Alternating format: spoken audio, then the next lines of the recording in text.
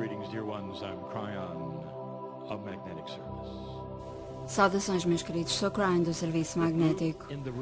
O grupo que se encontra nesta sala está sentado, quase que à sombra, do nodo pleiadiano chamado Mont Blanc. E não é por acaso.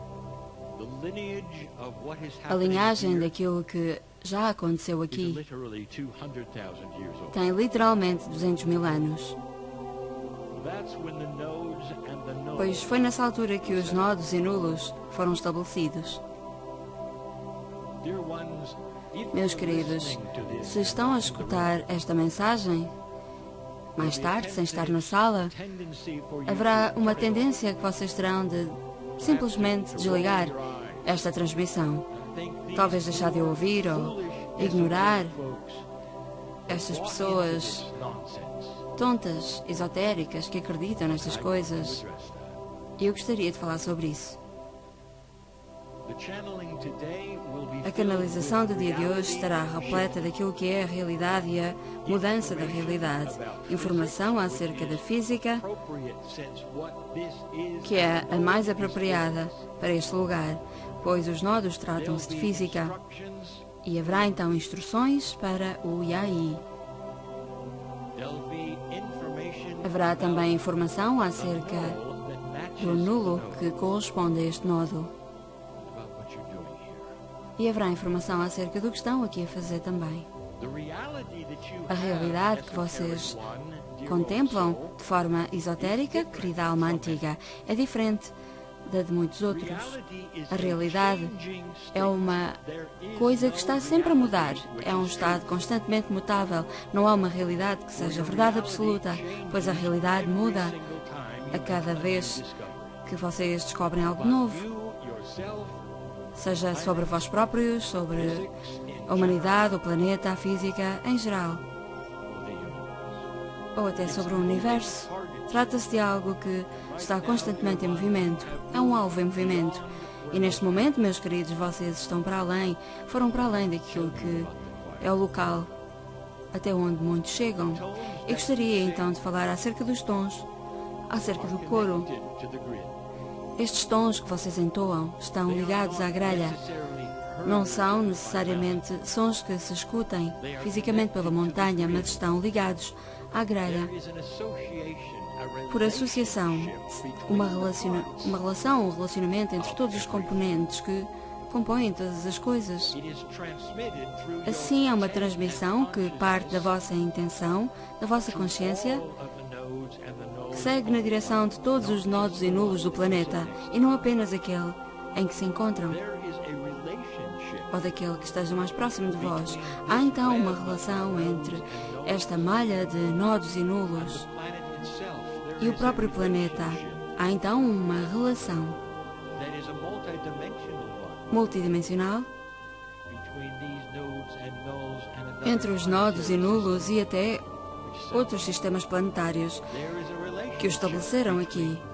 Há então uma relação entre o sistema planetário e outros sistemas semelhantes. Tudo está relacionado. Há um relacionamento até com a galáxia. Então, o que vocês fazem aqui é conhecido por aqueles que vocês nem sequer concebem que existam, muito para além de qualquer distância que vocês possam acreditar que exista. Pensamento altamente esotérico e um sistema de crenças muito esotérico, a consciência do amor de Deus, são essas coisas que vos trouxeram até este lugar hoje aqui. Vocês são o único grupo no planeta que procura ativamente a integridade da consciência destes nodos e nulos. E os tons que entoam, que foram desenvolvidos e que vos foram dispensados, que vos chegaram diretamente por Yai, que têm uma relação direta também com aqueles que os criaram, tudo isto é o que vocês são. E, meus queridos, eu agora queria dirigir-me aos cientistas, aqueles que acham que tudo isto é disparatado e que quem acredita nestas coisas é só os tolos. Mas Eu gostaria que vocês viessem comigo numa viagem, imaginar-se o que foram essas reuniões, esses encontros, há tanto tempo atrás, numa altura em que eles ouviam esta informação e depois riam-se de tudo isto. Imaginem como estas coisas eram mal compreendidas, mal interpretadas, como se fossem coisas absolutamente irrelevantes. Imaginem aqueles que chegavam a uma sala e que falavam de coisas infimamente pequenas e que podiam causar doenças. Essas pessoas iriam rir-se, esses médicos iriam rir-se e beber um copo depois da reunião e rir-se um pouco mais sobre esse conceito, até que foram descobertos os germes. E nessa altura deixou de ser tão cômico, pois essa descoberta mudou todo um paradigma e obrigou aqueles que não acreditavam a ter que aceitar que algo que não acreditavam até então existia, no entanto. E damos então agora aqui uma lição de física.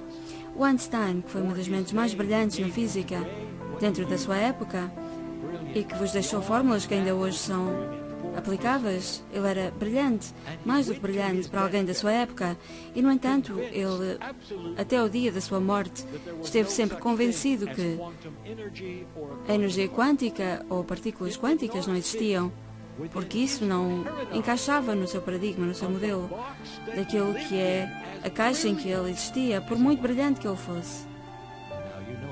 E agora vocês sabem mais do que aquilo que Einstein sabia. A ciência já provou que há pelo menos 11 dimensões e há muitas mais. A dimensionalidade, aliás, é algo com que vocês trabalham constantemente na física mais avançada. A realidade do Einstein, por muito brilhante que ele fosse, não deixava de existir dentro de uma caixa. E eu posso falar-vos da caixa maior, uma grande caixa em que existe a astronomia e a física ainda hoje. Sendo que ainda há muitos que se riem hoje acerca de muitas das descobertas que ainda são pouco aceites, como por exemplo as descobertas de Vera Rubin. Também ela, um elemento inesperado. E Vera Rubin faleceu há pouco tempo. Ela podia estar aqui a sorrir com todos nós, pois ela descobriu algo que deveria ter feito com que todos os cientistas e toda a ciência tivesse reconhecido que havia algo de novo que estavam a aprender. Ela descobriu algo brilhante em relação à ligação entre todos os componentes, todos os elementos. Ela descobriu que todas as estrelas numa galáxia que se move de forma espiral, que todas elas se movem à mesma velocidade em relação ao centro. E essa não é a forma segundo a qual o sistema solar funciona. Aliás, essas são leis que não se encaixam nas leis de Newton ou de Kepler. Não se encaixa com nada do que a física tinha descoberto até então. Assim, o que é que fez esta brilhante física com esta informação? O que é possível fazer com esta informação, um pouco por todo o planeta? Acabaram por descobrir e inventar novas partículas para fazer com que esta descoberta encaixasse nas leis de Newton ou de Kepler, em vez de permitir que esta nova descoberta mudasse as leis de Kepler e Newton. Coisas como, por exemplo, os tons que se entoam aqui hoje. Em vez disso, simplesmente os cientistas fecharam a caixa e inventaram a ideia de matéria escura. E até hoje tentam refutar aquilo que ela mostrou que era real, impondo um modelo antigo da física em vez de abrir a caixa para algo mais que esteja aqui disponível. E eis então algo que pode ser mais aqui. Aquilo que vocês chamam de esotérico, eu vou chamar de física avançada. O que é que vocês chamam a um anjo? Será possível então que um ser angelical possa ir e vir violando as leis da física? Quando vocês sentem a sua presença, a sua consciência, diriam que eles são uma exceção às leis da física, que não tem nada a ver com ciência, porque vem diretamente de Deus? Deixem-me recordar-vos então que a fonte criadora deste universo é realmente o grande físico, o mestre da física, e todos os seres que estão em seu redor são então seres que trabalham com a física mais básica. Então tem tudo a ver como as coisas funcionam, esta relação entre todos os componentes e todas as partículas. Quando os pleiadianos chegaram aqui, eles não viajaram com naves espaciais. E eles tinham vidas muito mais longas do que as que vocês vivem neste planeta. E eles fazem parte da fonte criadora. Eles são quase angelicais e são os vossos pais, quem vos semeou aqui. São seres lindíssimos que vos amam. Essa é a história da criação do planeta. E é por isso que vocês têm 23 pares de cromossomas, em vez de 24. E é com isso que estão a lidar aqui hoje. Não estão só a entoar uns tons esotéricos aleatoriamente. Assim, quando entoarem esses tons hoje aqui, gostaria que estivessem atentos à beleza dos sinais que são enviados e aquilo que eles significam, para aqueles que os escutarão da forma que os escutarem. Os pleiadianos, que são praticamente consciência pura, que funcionam a uma velocidade maior do que a velocidade da própria luz, porque a consciência não tem massa. Eles chegaram aqui de forma apropriada, no momento certo, e eventualmente conheceram até Yai. E queridos, isso pode parecer estranho para quem nunca ouviu isto antes, mas um dia eu prometo que a vossa realidade vai mudar até em relação a este assunto. Que se comece então a entoar os tons da pineal.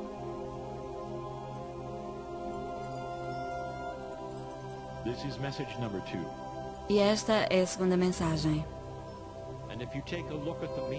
E se vocês se debruçarem sobre o significado do 2 na numerologia, vão descobrir que 2 está associado à dualidade. Tem também a ver com a polaridade.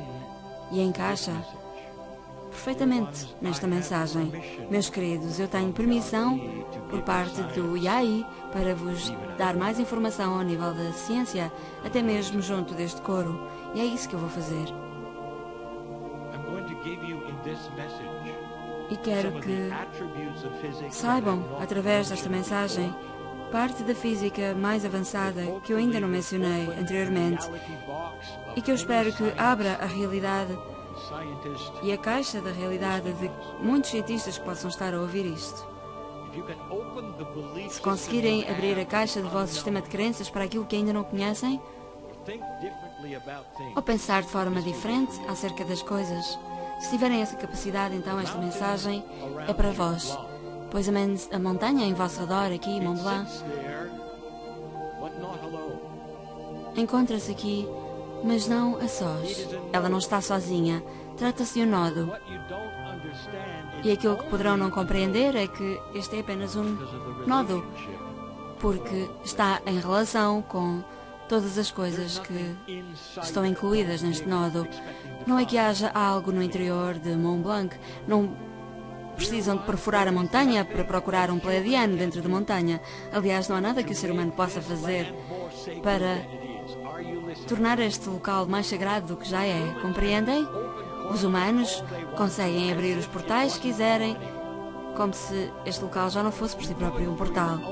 Vocês podem fazê-lo com a intenção que tiverem, e a montanha escuta-vos, e Gaia escuta-vos, e há gratidão pela vossa intenção. Mas na verdade não estão a melhorar algo que já é perfeito aqui.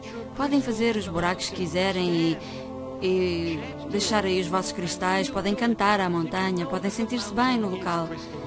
Sabiam que a própria montanha é cristalina na sua natureza? Então, tudo o que vocês estão a fazer, se fizerem esse buraquinho e deixarem lá um cristal, é simplesmente expressar a vossa intenção. E Gaia escuta-vos, mas isso não muda a relação que este local tem de forma multidimensional com todas as coisas em seu redor. Trata-se de algo muito maior do que qualquer coisa que um ser humano ou dois ou um grande grupo de pessoas possa fazer para mudar as coisas. Se quiserem, até podem penetrar a montanha ou ficar ao lado da montanha. Mas eu posso dizer-vos que aquilo que é mais sábio é irem para o pé da montanha e invocar os antepassados, de forma que eles tragam até vós a sua sabedoria, em vez de abrir portais ou deixar cristais, porque eles sabem e eles sabiam da relação que existe entre o local e Gaia. E vou dizer-vos agora uma coisa que tem a ver com uma mensagem que eu canalizei há mais de 20 anos atrás. Eu sabia que essa mensagem iria parar ao primeiro livro de Cryan, o livro 1 de Cryan. E eram palavras mágicas que quase ninguém se apercebeu estarem presentes nesse livro, exceto o Dr. Ovokaitis, que leu o livro, e nós sabíamos que ele iria ler esse livro. E quando ele leu essas palavras, ele de imediato ligou ao meu parceiro. As palavras eram as seguintes: no âmago de cada doença existe a dinâmica entre os vários componentes. E foi isso que deu início a uma relação, um relacionamento entre o Dr. Ovokaitis, Yai, e o meu parceiro. Eu gostaria que um dia lhe perguntassem acerca da sua investigação, acerca da relação entre as partículas, pois ele irá confirmar que tem tudo a ver com o relacionamento entre os vários componentes. Então, qual é o relacionamento entre as partículas? Quais os componentes e a forma como se relacionam? E também a relação que têm com a caixa ou a consciência? Todas estas coisas. É neste relacionamento, nesta relação, que está a magia, não nos componentes em si. E há muita informação que gostaria de deixar convosco aqui, meus queridos. Mas voltemos atrás, então, à cientista Vera Rubin. Ela sabia que todas as estrelas rodavam à mesma velocidade em relação ao centro da galáxia. E isso violando todas as regras da física conhecida até então. Segundo aquilo que vos foi ensinado por Kepler e Newton, ela descobriu então uma nova relação na galáxia, entre os componentes da galáxia. Uma relação que vocês também têm, pois vocês também existem numa galáxia espiral. Assim, quando ela olhou para Andrómeda, ela verificou que também naquela galáxia se aplicava esta relação. A velocidade das estrelas em relação ao centro à mesma velocidade. Trata-se então de uma nova física que nunca tinha sido observada antes, sendo que até então era apenas um mistério. E então eu gostaria de dizer-vos o seguinte, meus queridos: vocês vão descobrir o verdadeiro santo graal da física na relação entre os componentes do átomo.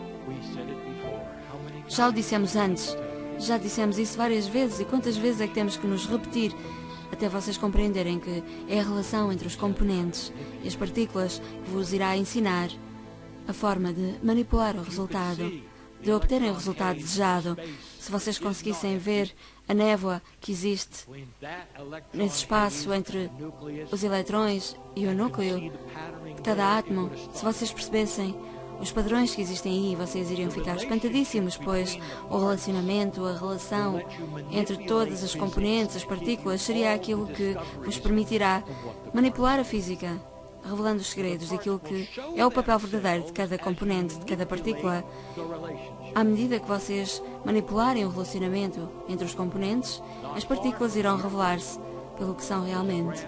E não muito distante daqui, há uma grande experiência que ocorre a nível mundial, a maior experiência ao nível da física, desde sempre a nível mundial.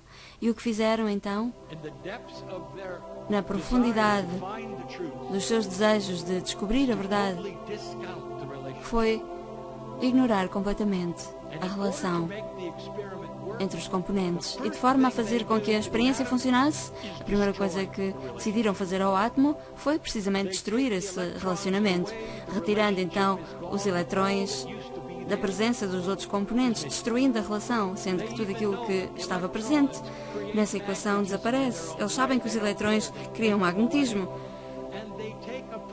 mas ainda assim isolam o componente que querem examinar, porque querem compreender apenas esse aspecto magnético, e depois tentam amplificar aquilo que é esse aspecto dessa partícula, percebendo que essa partícula começa a ter um comportamento diferente, mas na verdade ela é simplesmente algo que se torna um pouco maior, de forma a que possa ser melhor observada, e depois decidem colidir as várias partículas de forma a que se tornem cada vez mais pequenas, para descobrir que mais há a descobrir ali. Mas não há limites em termos de quão pequeno, infimamente pequenas as partes e os componentes se podem tornar. Mas eu posso dizer-vos o seguinte, meus queridos: o grande mestre da mecânica deste planeta, aquele que for o melhor mecânico em peças automóveis, etc., pode construir o melhor carro do mundo, sem sequer precisar de manuais, se tiver as peças à sua frente. Se tiver as peças necessárias, pois ele sabe como é que se relacionam as várias partes e componentes. Um bom canalizador também compreende qual é a relação entre as várias componentes, e não é tanto os canos que fazem a diferença. Ou seja, esta grande experiência, não muito longe deste local onde nos encontramos, começou com os cientistas a questionarem-se como é que uma abelha pode voar com as asas tão pequenas a voar com um peso tão grande em proporção. Assim, os cientistas quiseram descobrir como é que voam as abelhas. E o que é que acontece? Se realmente, literalmente, quisessem estudar as abelhas, o típico de um cientista é arrancar-lhe primeiro as asas para depois descobrir qual é o mecanismo. E depois tentam descobrir qual é a componente responsável pela capacidade de voo. E depois tentam desmontar e destruir essa parte do corpo da abelha para perceberem como é que ela voa. E depois vão fazendo colidir as componentes da abelha até descobrir como é que ela voa, sem perceber que assim nunca descobrirão como é que ela voa. Vocês têm de descobrir qual é a relação entre os componentes do átomo. Toda a verdade existe aí. A mágica está aí. A magia está toda aí. O resto são componentes mecânicos. Mas enquanto vocês não compreenderem a relação entre os componentes, vocês não sabem nada. Muitos de vós estão aqui sentados e conseguem até sentir essa relação que vocês poderão ter, não com a montanha aqui, mas até com a galáxia. Porque vocês estão, nesse momento, a tocar naquilo que é a estrutura subatómica de formas que vocês nem conseguem conceber, de que não têm consciência e que comunicam muito para além da velocidade da luz com locais muito distantes, porque vocês estão, nesse momento, a manipular a física, sem saber que o estão a fazer sequer, através da vossa consciência, essa consciência que está conectada com todas as coisas. Eu volto mais tarde.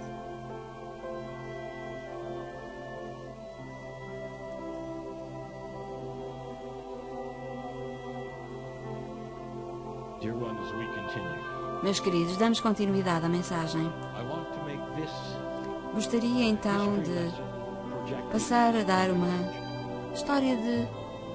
lição de história, com uma projeção para o futuro.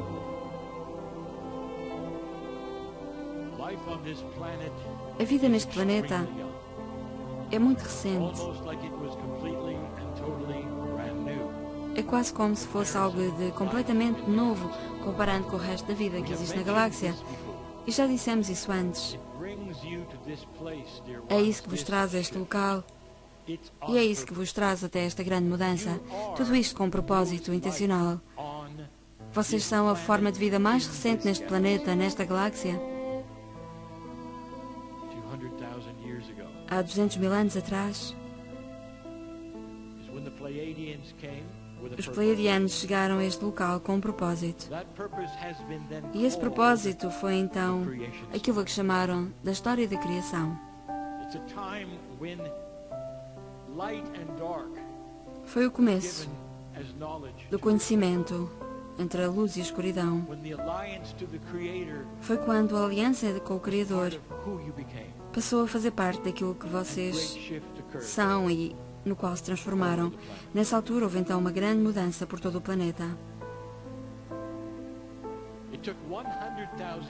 E foram então precisos outros 100 mil anos para sequer começar o processo daquilo a que chamamos anteriormente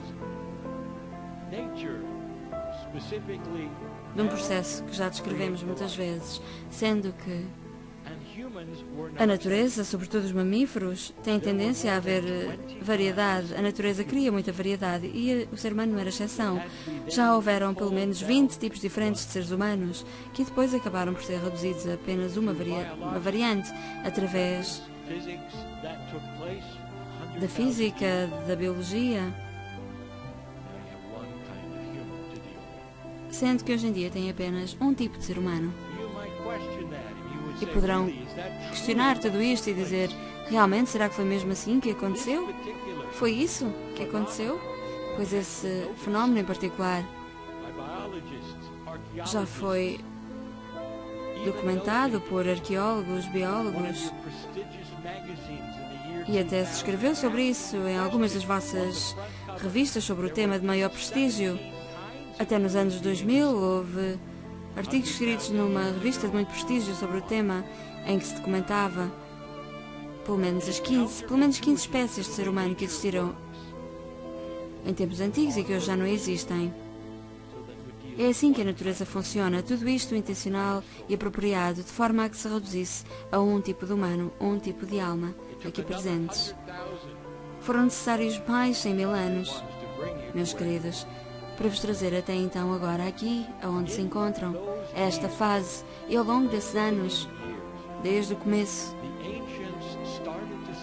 em que os antigos começavam a observar algo nos céus, algo que os levava a desenvolver profecias e ciência, pois as estrelas era tudo o que tinham para observar. Construíam observatórios e nessa altura começaram a reparar, a observar que a Terra viaja em redor do Sol, muito antes de Galileu ter trazido essa informação ao planeta. Os antigos já o sabiam e muitos artefactos já foram descobertos com milhares de anos que provam que era conhecido parte do Sistema Solar.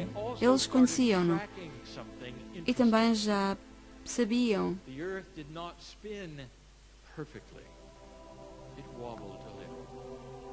do desvio do eixo da Terra. Eles eram muito inteligentes, meus queridos. Eles sabiam projetar trajetórias, ângulos, vetores. E ao longo do tempo, sabiam o que cada uma dessas variantes significava. Sabiam até da precessão dos equinócios. E descobriram que no começo e no fim desse movimento, desse desvio em relação ao eixo, que havia uma série de coisas que se desenvolveu em redor desse fenómeno. E por isso, há muitos anos, já sabiam, em 2012, aquilo que vocês têm hoje em dia como o centro do novo movimento de desvio do eixo. Eles sabiam até as datas em que isso iria acontecer, e isso ficou desenhado até nos calendários maias, dos toltecas, dos aztecas. É algo que está escrito até nas pedras dos índios Hopi. Faz parte da tradição Lakota, na tradição da serpente alada e a sua viagem, um pouco por todo o planeta. Eles verificaram e observaram a mesma coisa, e um pouco por todo o planeta também a profecia é muito semelhante, dizendo que se vocês passassem este ponto de demarcação que eles conseguiam observar nos céus, isso seria um sinal de que a humanidade iria começar a evoluir de uma forma que nunca teria evoluído antes. Tal como dissemos antes, era quase como se as crianças finalmente saíssem do recreio e passassem uma fase de evolução em que eles começariam a compreender quem são, desenvolvendo uma compaixão maior, de uma forma que nunca existiu antes, desenvolvendo então muito mais do que apenas a inteligência, mas desenvolvendo também um entendimento maior da relação que têm com a fonte criadora. Assim, é isso que vocês estão agora aqui a celebrar. O 21 de 12 de 2012, no meridiano do Havaí, foi onde vocês escolheram entoar alguns dos tons pineais. E nesse momento fizeram vibrar toda a grelha, toda a malha, que, tal como dissemos, está em relação com todos os componentes. Fizeram com que essa grelha despertasse. Despertaram os nodos e nulos, de forma a dar início ao processo, enviando um sinal ao resto da galáxia, dizendo então, informando-os que vocês conseguiram passar o ponto de marcação e que estavam prontos para começar a evoluir. Reparem que eu disse começar a evoluir. E vocês já estão nesse ponto de evolução há 5 anos. E o que eu quero dizer com isso é que a humanidade ainda está a acabar de despertar para tudo isso.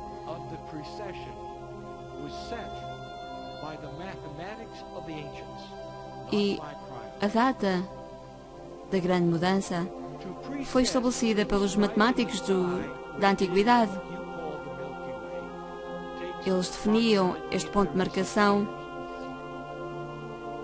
de acordo com o movimento dentro da Via Láctea, em que há 26 anos num sentido e 26.000 anos no outro. E há também ciclos que têm a ver com 38 anos, que começaram em 87 com a convergência harmónica e em que começaram a chegar muitas mensagens ao planeta, nomeadamente ao meu parceiro, em 89, sendo que a mensagem foi desde então que nunca chegaria a haver um Armagedão no planeta, sendo que também iria haver toda uma mudança na grelha magnética e que essas mudanças iriam trazer muitas outras mudanças também ao planeta. E realmente estão a mudar. E quando começarem então a compreender e a verificar tudo isto, compreendem também que as profecias estavam certas. E vocês estão aqui a entoar estes tons porque sabem desta história. Algumas destas coisas são comprováveis, outras não. Mas é aquilo que conecta todos os pontos numa confluência de circunstâncias que são inegáveis. Vários povos antigos que não tinham comunicação entre si tinham a mesma profecia acerca da mesma coisa. Assim, o que eu gostaria de conversar convosco hoje aqui, neste momento, no tempo, é falar sobre a paciência. Vocês têm filhos e eu pergunto, quanto tempo é que demora uma criança humana a nascer e a começar a ter alguma sabedoria, até ter a sabedoria do adulto, diriam talvez uns 20 anos. E realmente assim é. Essa é a evolução humana.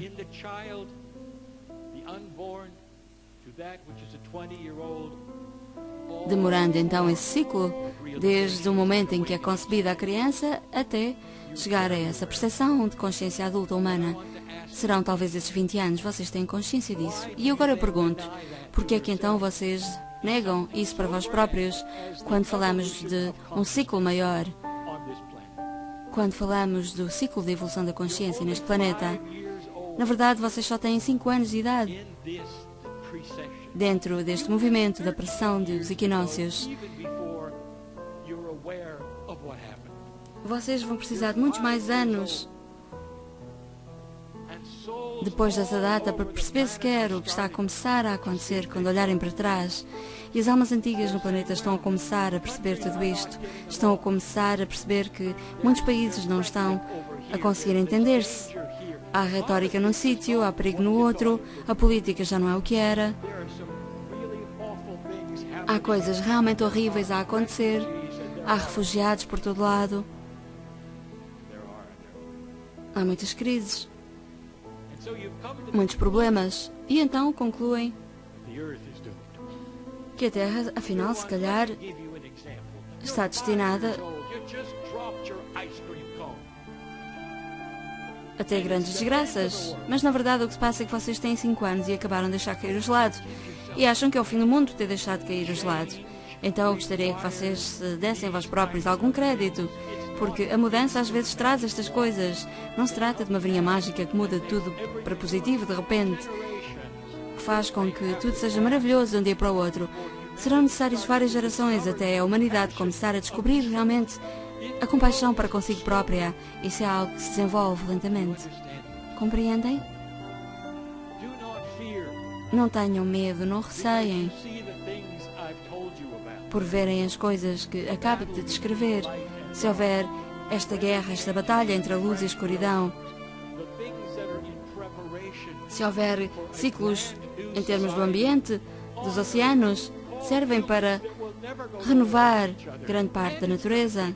E com o tempo vai haver também a oportunidade de os seres humanos deixarem de guerrear entre si. Mas vai demorar. É um pedido que deixo, um apelo à paciência. Um apelo também a se darem tempo a vós próprios, a compreenderem os vossos processos, os processos dos vossos filhos, E apliquem essa ideia que têm na vossa vida pessoal com os vossos filhos a um processo muito maior, a algo muito mais universal.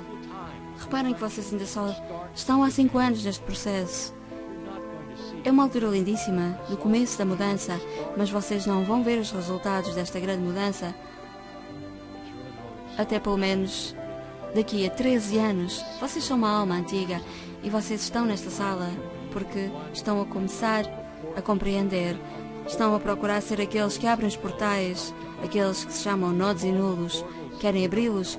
Vocês chamam-lhe portais porque não sabem que são muito mais do que isso. Não são portais, são coisas que existem em relação convosco, com a grelha, e que demoram a acontecer. Já tivemos 7 coros e ainda nem sequer temos todos os nodos e nulos alinhados entre si. Estas coisas demoram. Não desesperem, não decidam desde já que o fim está à vista. A lógica espiritual, a compaixão, o entendimento, a compreensão, é isso que pedimos das almas antigas que escutam agora esta mensagem. Vocês passaram já o ponto de marcação e estão apenas a começar a despertar. Abençoado é o ser humano que se sente confortável com esta ideia, que sabe quem é, sabendo que esta é a maior mudança, o maior ponto de viragem que alguma vez a humanidade experienciou. Gostaria que o sentissem. Que sentissem a celebração do amor, o entendimento, a celebração dos vossos pais galácticos que vos observam e que pedem que vocês tenham paciência e que saibam que tudo isto faz parte do processo de crescimento. E assim é.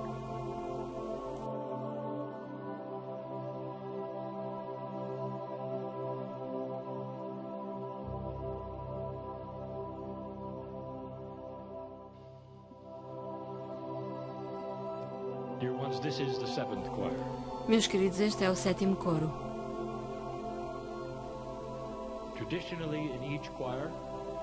Tradicionalmente, em cada coro, eu costumo falar acerca dos nodos e nulos. Costumo falar acerca deste sistema, fazendo corresponder cada nodo a cada nulo. Aqui é representado. Sendo que Mont Blanc tem um parceiro que será identificado daqui a pouco. No entanto, primeiro eu gostava de falar convosco acerca da relação que existe entre os nodos e nulos, e não se trata de algo linear, que é difícil eu estar a explicar-vos algo que é não linear, dispensando informação linear a pessoas que pensam e escutam de forma linear. E alguns até já disseram: Ryan, o que tu estás a fazer é ativar esses nodos e nulos. Mas não é o caso. Outros dizem: és tu que estás a ativar os nodos e nulos. E isso também não é verdade. Posso dar-vos uma ideia que, na verdade, não é completamente correta. Não é exatamente assim que as coisas funcionam, mas pelo menos ficam com uma ideia de como tudo isto realmente se opera. Estes nodos e nulos foram colocados aqui como cápsulas do tempo. Embora não tenham nada dentro dessa cápsula, simplesmente foram deixados aqui para ser ativados no momento certo, sendo que funcionam com as grelhas de todo esse sistema e que já aqui estavam muito antes desta grande mudança, ou seja, eles já existiam e já tinham uma função, já operavam uma mudança antes da grande mudança, mas foram realmente criados para ser completamente ativados e estarem realmente no seu propósito depois da grande mudança. Imaginem que têm 24 seres humanos distribuídos em 24 salas num labirinto bastante complexo, sendo que cada uma dessas salas tem portas que abrem para as outras salas, e isso já de si é algo linear e que não representa exatamente bem aquilo que se passa, aquilo que acontece, pois vocês teriam que conceber tudo isto de forma multidimensional para compreender que cada sala tinham realmente essas salas. Cada sala, imaginem que tem uma porta para todas as outras salas. Portanto, cada sala teria que ter 24 portas. Isso é difícil de imaginar. No entanto, por agora, imaginem simplesmente 24 salas, sendo que 12 salas são positivas e 12 são negativas, por assim dizer. E como tal, estas salas têm tendência a atrair-se de forma a criar uma energia maior do que elas representariam se estivessem isoladas. E poderiam perguntar, dentro dessas salas há seres humanos vivos e a funcionar? E a resposta é sim, estão sozinhos, cada um na sua sala. E à medida que nós começamos a fazer corresponder os pares das polaridades, começam-se a abrir as portas e os seres humanos dentro dessas salas começam a conhecer-se e a interagir. E a parte complexa deste processo é algo que nós não descrevemos muito detalhadamente. É que estes pares não foram distribuídos como pares que eram conhecidos necessariamente. À medida que vocês, coro, entoam as notas, as frases, os tons, e à medida que vocês vão acrescentando a essa entoação, a intenção, isso muda a energia daquilo que os nodos e nulos são capazes de fazer. Assim, cada vez que há uma correspondência, é uma correspondência criada no momento e, como tal, é desconhecida a correspondência até o momento em que ela é identificada. Assim, se se pudesse definir quem é que ativa o quê, seriam vocês que estão a determinar essa ativação e o que é que se conjuga com o quê. Assim, essa combinação dos pares é feito no momento, no próprio dia, devido aos tons, devido à vossa intenção, devido àquilo que é o sagrado daquilo que estão aqui a fazer. Assim, imaginem estas portas que se vão abrindo lentamente. E imaginem então os nodos e nulos a começarem a ter acesso a ambos os lados dessas duas salas, começando então a criar uma rede. Não é que a rede se torne mais forte por isso é algo linear, simplesmente torna-se uma rede mais eficaz. Palavras como a força, o poder, tudo isso são coisas lineares. Este processo, na verdade, é conhecido em alguns dos modelos computacionais que vocês já desenvolveram, em termos lineares, sendo que os blocos em cadeia de alguns códigos são semelhantes àquilo que eu estou a tentar descrever, dos nodos e nulos. Assim, não é bem como vocês poderão imaginar que seja esta correspondência de pares. Quando vocês desenham uma linha entre todos os nodos e nulos, acabam por obter uma imagem bonita em termos lineares. Mas se vocês conseguissem fazer esse desenho de correspondência de forma quântica, atravessando as portas entre ambas as polaridades, iriam criar padrões de geometria sagrada. E esses padrões poderão não ser descobertos até perceber o que é que cada porta faz. Assim, eu gostaria agora de fazer corresponder o Mont Blanc no hemisfério norte com o outro ponto que fica no hemisfério sul. E vou ligá-lo então ao Monte Aconcagua, na América Latina. Mais uma vez, o norte encontra-se com o sul. E a grande mudança tem tudo a ver com isso, com a ligação entre o hemisfério norte e sul, a finalmente estarem numa confluência em que se cria um planeta mais equilibrado, em que a compaixão se torna um valor universal, em que não é apenas exercitada em um só hemisfério. E tudo começa aqui. E esse é o grande emparelhamento do dia.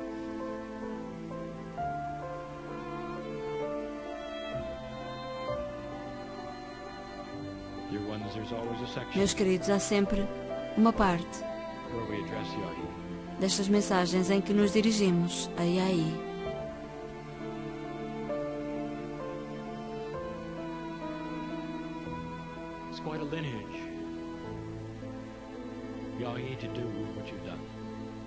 E é preciso que Yai tenha uma longa linhagem para ser capaz de fazer o que fez. E eu vou refletir agora toda a sua história, até ao passado, mais distante. Por inacreditável que pareça, Quero voltar então atrás no tempo 50 mil anos. E gostaria então de falar-vos acerca da biologia pleiadiana, da ciência dos pleiadianos. E antes de mais gostaria então de honrar a linhagem de Yaé. Nós dissemos que este seria o ano mais importante para Yaé, sendo que realmente assim foi. A ciência de Yaé está a crescer e Yaé está a começar a recordar-se de muitas coisas que lhe foram passadas, até mesmo pela sua mãe.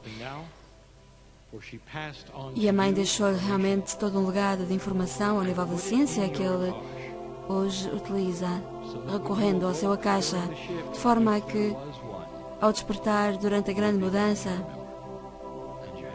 ele iria começar a lembrar-se de tudo aquilo que tem vindo a lembrar-se, efetivamente.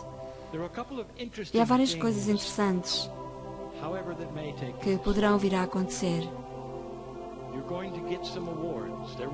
E aí vai receber alguns prémios, irá haver algum reconhecimento pelo seu trabalho. No entanto, ele vai ter dificuldade em permanecer no armário, por assim dizer. Ele será conhecido como um cientista estranho, esquisito. Assim, e aí não te surpreendas se ninguém te pedir para falar nos banquetes entre cientistas, porque vão ter medo que comece a entoar tons como as baleias. Assim, pensem bem na linhagem de Yaé e destes coros daqui a 50 mil anos. Ou imaginem pelo menos daqui a 2 ou 3 mil anos, sendo que haverá o reconhecimento que vocês fizeram algo importante aqui, que houve uma mudança a nível esotérico aqui. Poderão até chamar a este grupo que está aqui hoje, o grupo de xamãs, e poderão até nem compreender muito bem o que aconteceu aqui, pois os registros terão desaparecido, talvez nessa altura, sobre o que aconteceu aqui, mas tentarão talvez recriar aquilo que vocês poderão ter feito aqui, o que Yaé poderá ter feito aqui, como vocês poderão ter atingindo aquilo que foi um objetivo quântico, até antes de compreenderem aquilo que era o objetivo desse evento e aquilo que era possível a nível quântico. Mas o que podemos dizer é que, de alguma forma, pode ser que no meio de uma pilha de escombros se encontre um livro em que estavam anotados os tons da pineal. E nessa altura os arqueólogos poderão dizer: isto deveria ser uma linguagem de luz muito complexa. E vão estudar esses tons até tentar procurar qual é o significado destes tons. Quais serão as profundidades que aqui se escondem nestas frases. Yang He Aha Ho Ho. Irão tentar descobrir o que é que isso significa e irão achar que não há nada mais misterioso do que o ciclo 11, por exemplo, aqui do lado esquerdo. Isso irá fazer com que eles cocem a cabeça durante mais de 11 anos. E o que eu posso dizer agora a Dr. Todd, ao Yaé, é que ele não precisa de descobrir mais tons da pineal.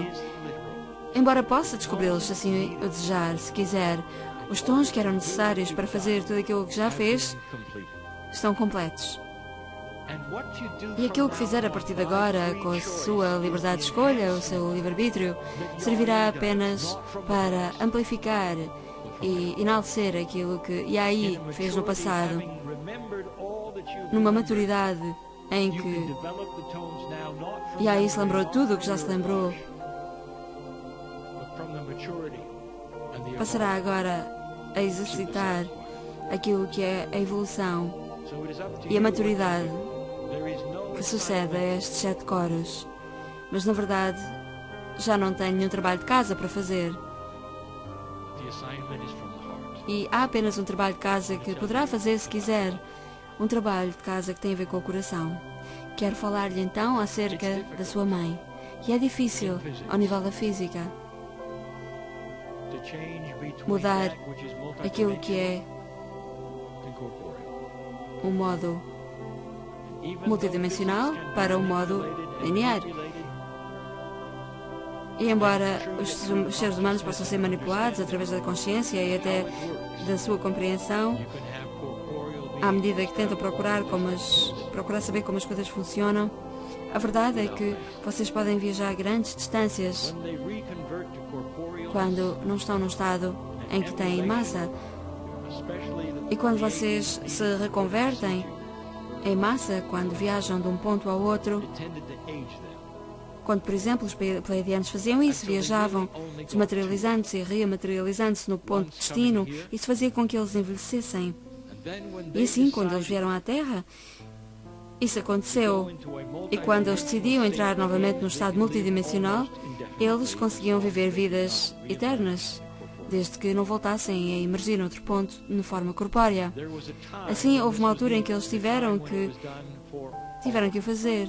E todos eles tiveram que ter formas físicas.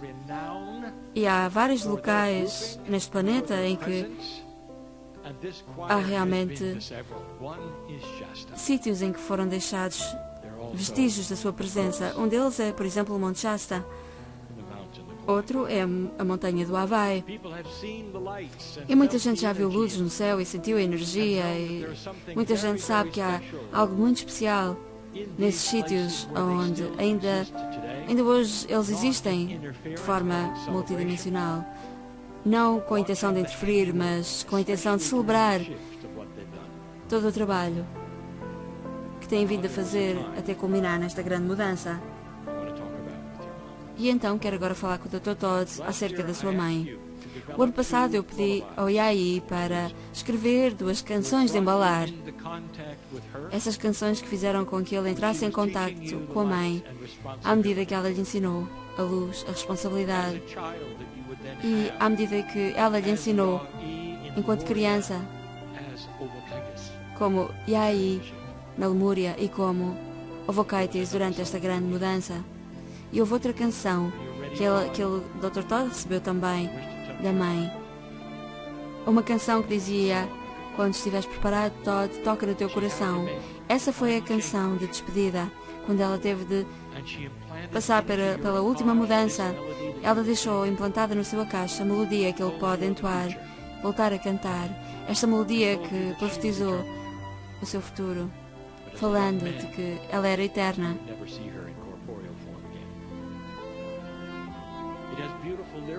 Esta canção falava do facto de Dr. Todd nunca chegar a ver a sua mãe mais vezes nenhuma em forma corpórea a partir dos seus jovens anos de jovem adulto. Poderá até não se lembrar de todas as palavras da letra, mas a mensagem era essa.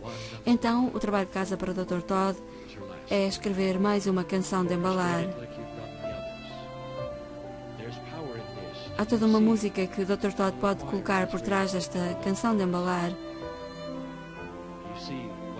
E compreendem então a importância que têm estas canções de embalar?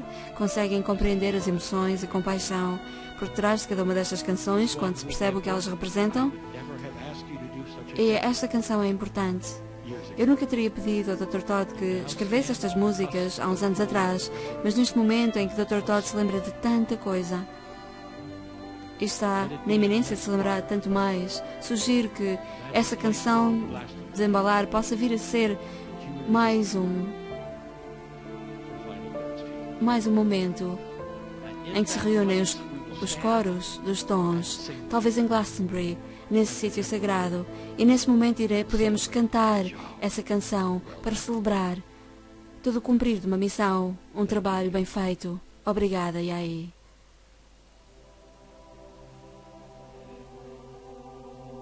Meus queridos, e agora esta é uma mensagem muito pessoal que vocês me deixam a mim, porque eu tenho estado a observar-vos. E a mensagem parte de vós para mim. Eis a mensagem que vocês me deram. Uma abelha realmente pode voar, embora pareça impossível, pois parece desafiar as leis da física, pelo menos da forma que vocês a veem. Mas uma abelha não é um avião. Aliás, a relação que a abelha tem com o ar e com a aerodinâmica é o que faz com que a abelha se possa elevar e voar.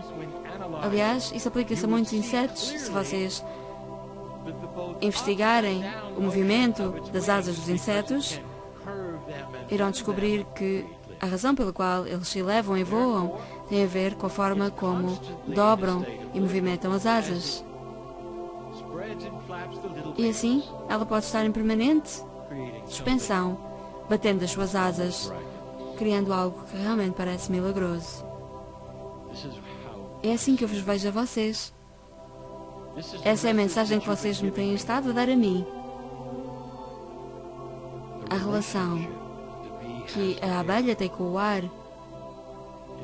tem a ver com a sua sobrevivência. Qual é a relação que vocês têm?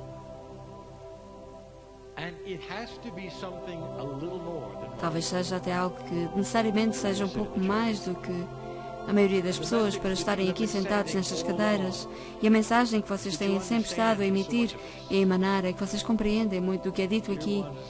E eu gostaria então de ancorar tudo isso aqui.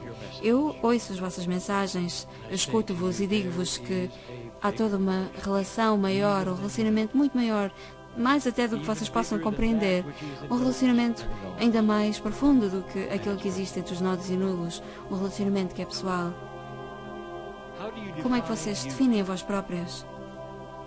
Talvez através do vosso nome, colocam o vosso nome talvez num pedaço de papel e se olharem para esse papel podem questionar-se, quem sou eu? Será que são só esse nome? Vocês não conseguem responder a essa pergunta e eu também não. E isso porque eu nem sempre vejo as relações entre os nomes que estão na parede e as pessoas que estão a olhar para elas, mas vejo a relação que existe entre aquilo que existe dentro de vós e aquilo que está fora de vós. E é isso que é evidente aqui, em termos de haver muito mais aqui do que é aparente. Vocês estão na iminência de uma grande descoberta em termos de relacionamentos, da relação entre coisas que vocês não esperavam estarem relacionadas e também a relação que têm convosco próprios, sendo que não é a relação que têm convosco em termos de quem vocês julgam que são. E nós dissemos ao longo de tanto tempo para que se conhecessem a vós próprios, para que se segurassem a vós próprios, que se amassem a vós próprios. E tudo isso, hoje em dia, resume-se ao seguinte. E se eu vos dissesse que tudo isto tem a ver com a relação que vocês têm convosco próprio, como se estivessem a um espelho, observar-se de forma multidimensional, uma versão de vós multidimensional que sempre esteve ali, refletida no espelho. Isto é uma informação relativamente nova e, no entanto, é também aquilo que os antigos sempre explicaram. Pois em alguns dos seus momentos de reflexão, de cerimónias, de rituais e nos sonhos, eles viam, precisamente, isto que estou a descrever e sabiam o que representava. Esse eu que descrevo é esse eu vosso que corresponde à parte componente quântica que vocês têm dentro de vós. Há muita coisa na informação que vocês chamam ser de informação da nova era, esotérica, que tem a ver com as palavras quantum e nano. E na verdade estão sempre a ser mal empregos, porque quando dizem quantum, quântica, quântico, tem a ver com aspectos multidimensionais do que vocês são. E esse aspecto quântico, digamos que de certa forma é quase como um reflexo vosso no espelho, mas isso só tem validade se houver uma relação que vocês têm com essa parte de vós. E que tipo de relação é essa que podem ter?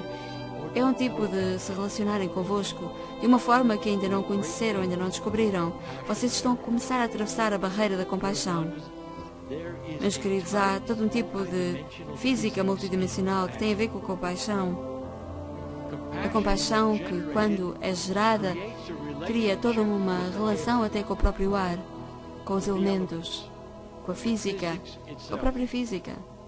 E vocês têm estado a tentar criar essa relação desde sempre, sem se aperceberem de que há todo um eu quântico que corresponde àquilo que é o vosso outro eu e que, nessa relação que vocês podem desenvolver com esse eu quântico, têm de descobrir acerca da compaixão. Tem tudo a ver com a compaixão. Assim, há uma parte do eu que vocês conhecem melhor como humanos, que vocês nem sempre contemplam, um eu superior. Eu superior no sentido de um eu que está a vibrar de forma mais elevada, esse eu que está desejoso de conhecer esse vosso eu que é mais comum. Muitos já o conheceram, é seu superior, já se fundiram com esse seu superior e compreenderam que essa era a solução para todas as questões. Nesse momento encontraram o melhor amigo que alguma vez podiam encontrar. Nesse momento permitiram-se apaixonar-se com aquilo que era o outro eu, que correspondia ao outro eu, um eu multidimensional. E nesse momento vocês começam a conseguir ajudar-se. Esses dois eus entreajudam-se. Conseguem começar a perceber o relacionamento que existe entre isso e a aerodinâmica, o relacionamento que faz com que vocês voem, com que deixem de ser simplesmente singulares, porque vocês não são singulares. A relação que faz com que vocês compreendam que já não têm que carregar todo o peso do mundo nos vossos ombros sozinhos. E se eu vos dissesse que há todo um outro eu que vocês têm dentro de vós próprios, que começa agora a emergir de forma multidimensional? Esse eu que vem ajudar-vos. E vocês veem-no com frequência, mas não sabem identificá-lo pelo que é. Por vezes ouvem a voz desse outro eu que têm quando escutam a vossa intuição. Grande parte disso são coisas que vos chegam pela pineal e depois também da relação com o coração e com o cérebro. Mas esse eu alternativo dentro de vós está a começar a emergir e a trazer algo de novo. Começam agora a dar-se conta que vocês são múltiplos, não singulares. E essa multiplicidade é algo de muito belo, é algo de apropriado, e é algo que traz todas as respostas. E se houvesse um outro eu dentro de vós que não tivesse os problemas que vocês têm, um eu que é mais saudável do que vocês são, e que irá viver muito mais do que vocês normalmente vivem. Alguns estão a começar a entrar em contacto com esse eu alternativo, e é a combinação entre o vosso eu mais conhecido e esse outro eu que cria essa relação especial. Esse eu 3D, eu superior, e esse outro eu que está a emergir. É nessa relação que vocês começam a compreender que vocês podem assim permitir as mudanças que desejam no vosso eu 3D, porque nesse momento começam a conseguir manipular esse campo entre os dois eus, começam a conseguir navegar o espaço entre esses dois eus de forma a trazer até vós, a vossa parte 3D, todas as soluções e as respostas para todos os desafios que alguma vez tiveram. É uma nova forma de ver as coisas. E alguns dirão, bem, eu não tenho a certeza se compreendi bem o que disseste agora, Ryan. Mas eu posso explicar-vos que vocês nem sequer têm que compreender bem o que foi dito. A abelha voa perfeitamente sem compreender exatamente porquê ou como, e vocês podem fazer o mesmo. Eu acho que vocês ficaram com a ideia geral daquilo que se passa. E eu posso dizer-vos que este grupo aqui é único. Aqueles que participam neste evento, neste encontro esotérico, nesta iniciativa esotérica do coro, são muito diferentes naquilo que esperam, naquilo que veem, naquilo que são, naquilo que criam. Trata-se de um grupo avançado, aquele a que me dirijo, e muitos sabem o que eu quero dizer com isso. E é por isso que vocês estão nestas cadeiras. Não aceitem simplesmente o que os outros vos dizem em relação àquilo que deviam ser. Não aceitem a realidade daqueles que estão em vosso redor, simplesmente porque eles dizem que essa é a realidade que vocês deviam adotar. Aceitem apenas a realidade que vocês sabem,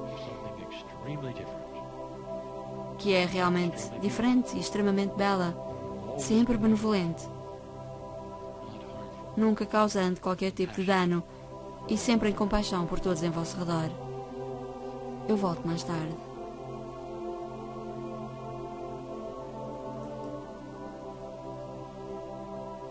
Para aqueles que escutam e que nunca ouviram a música nestes intervalos das canalizações, eu explico agora àqueles que não estão aqui na sala, então, que entre a mensagem e os vários segmentos da mensagem foram entoados vários tons e canções de ilação, de celebração, de compaixão, de beleza. E essa é uma belíssima forma de terminar o dia de hoje também. Meus queridos, nós não queremos que vocês despeçam, não permitimos que vocês digam adeus, porque a linhagem dos coros tem continuidade. irá ter continuidade, sendo que aqueles que estiveram aqui farão sempre parte daquilo que estiver para vir de seguida, independentemente das tendências pessoais que possam ter, mesmo que vocês não possam estar fisicamente presentes noutros encontros, vocês irão sempre fazer parte destes coros. Um dia, quando os coros já não se encontrarem mais, até mesmo nessa altura, não chegarão a dizer adeus, pois tudo isto existe num círculo perpétuo, assim como o amor também. É perpétuo, circular, assim como é também a evolução deste planeta, com promessas de muito mais. Assim, à medida que deixamos este local, não nos despedimos. E os antigos, que nunca tiveram palavras que descrevessem um adeus, em todas as civilizações sempre construíram palavras, expressões que significassem ambas as coisas, olá e adeus. Outras culturas desenvolveram até uma palavra que descrevia o adeus, o olá e o eu amo-te numa palavra só. E é assim que gostaríamos de nos despedir aqui neste grupo que estará sempre junto, para sempre. E assim é.